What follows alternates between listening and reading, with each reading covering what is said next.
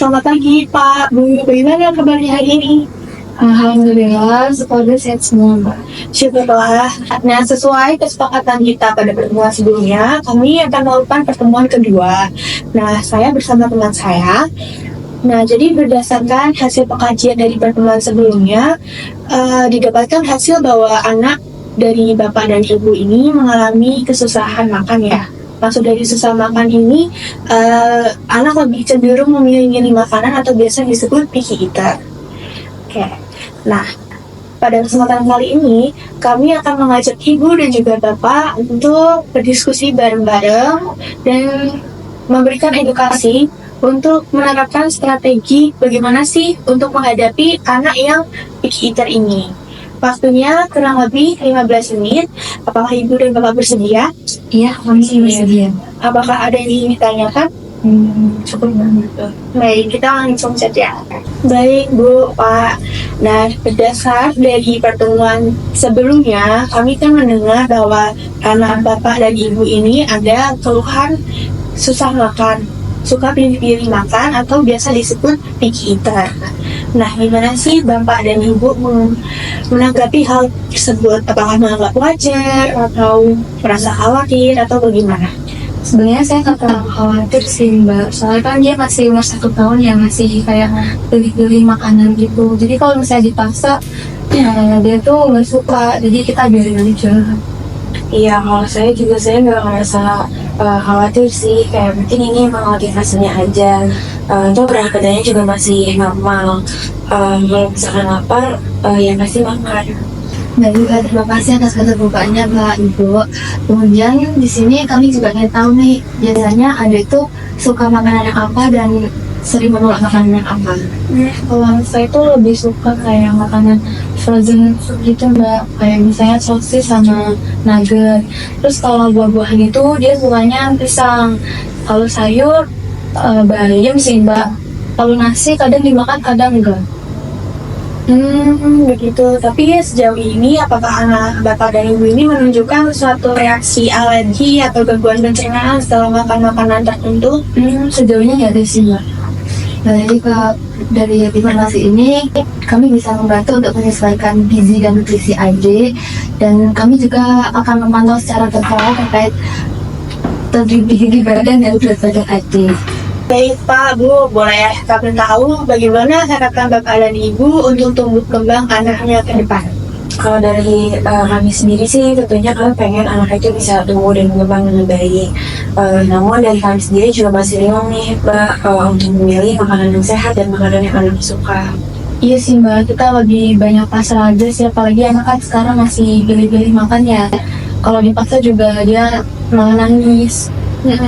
Iya sih Bu, emang bingung dan capek kalau ngadepin anak yang picky eater tuh.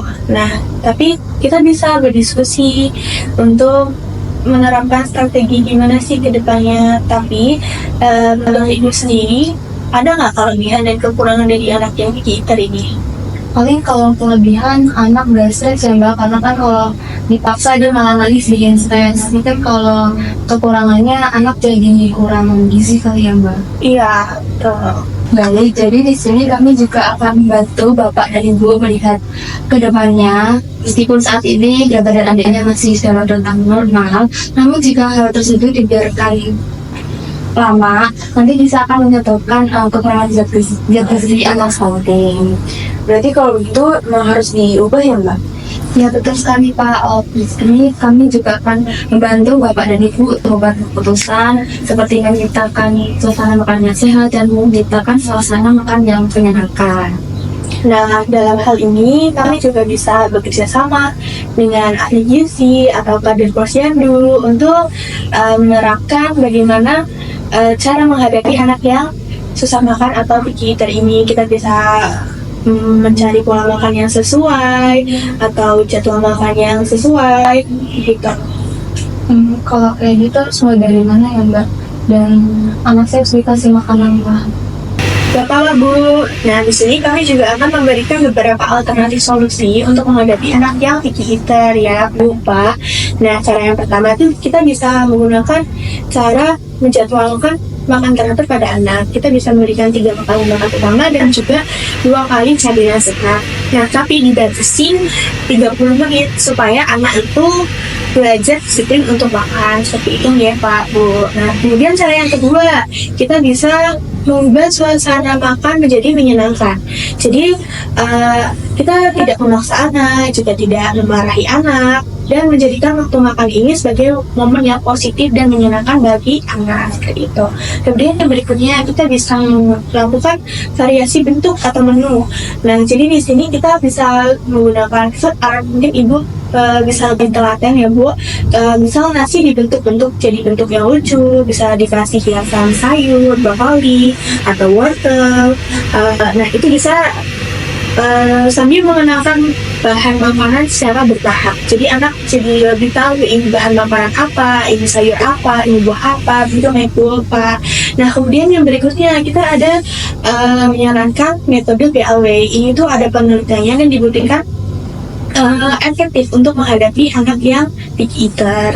Nah, PLW ini kepanjangannya Baby Led Weaning. Di sini anak itu diizinkan untuk menyentuh makanan sendiri, memilih makan sendiri, dan juga memakan makanannya sendiri. Tentu makanannya tetap yang lunak dan yang paling penting tetap dalam pengawasan bapak dan juga ibu, seperti itu.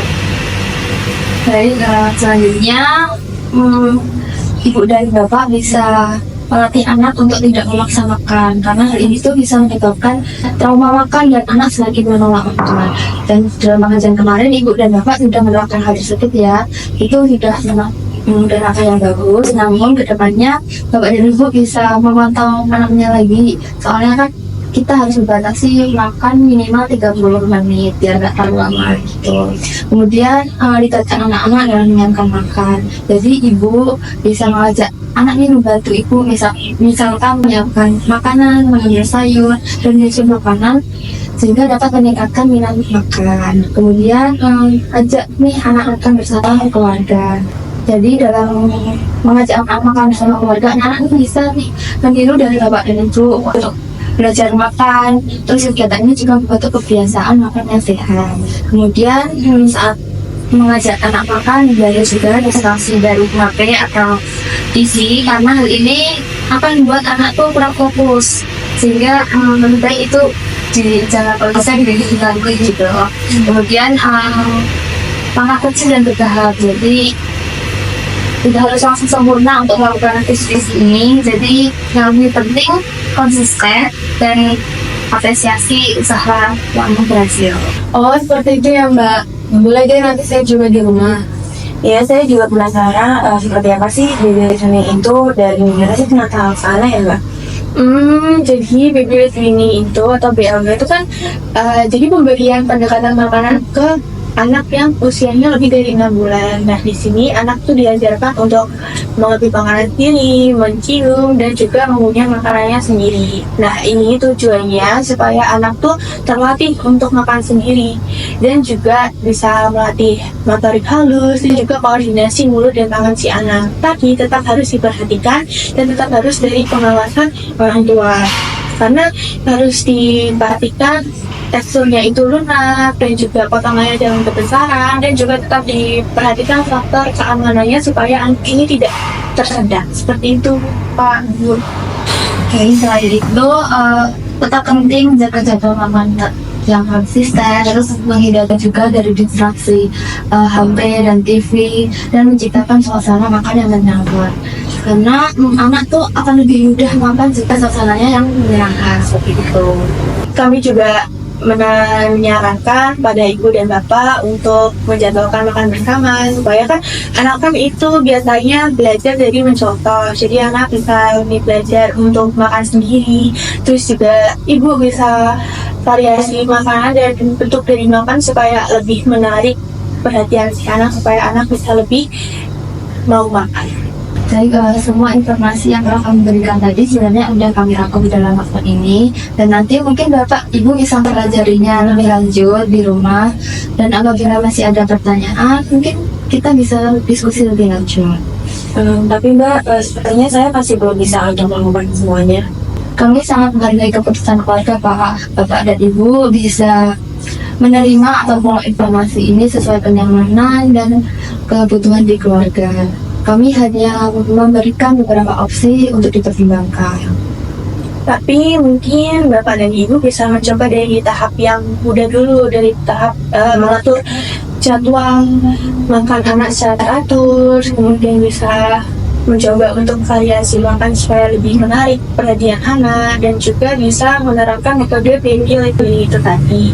Gak apa-apa, pelan-pelan, yang penting bertahap, perlahan, dan juga konsisten. Seperti itu ya Bu. Boleh nanti saya coba ya Mbak, selagi nggak sulit dan bisa kita lakukan. Awalnya saya kayak rasa takut, tapi sekarang saya jadi semangat buat ngelakuin itu sih. Kami senang mendengar ya Bu. Nah di sini kan kami memang berproses bersama. Perlahan aja nggak apa-apa, yang penting konsisten ya Bu. Kami di sini tetap akan mendampingi dan juga nggak perlu langsung sempurna. Yang penting kita sedikit-sedikit, yang penting pasti Bu, dan sesuai dengan kenyamanan dari Bapak dan juga Ibu. Baik Mbak, terima kasih. Ya, sama-sama Bu. Jadi setelah informasi yang kami berikan tadi, yang telah kami sampaikan kepada Ibu dan Bapak tadi, menurut Ibu, kenapa sih nutrisi itu penting untuk perkembangan anak Ibu?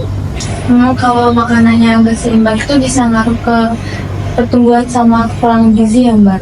Betul sekali Bu, itu sudah sangat tepat.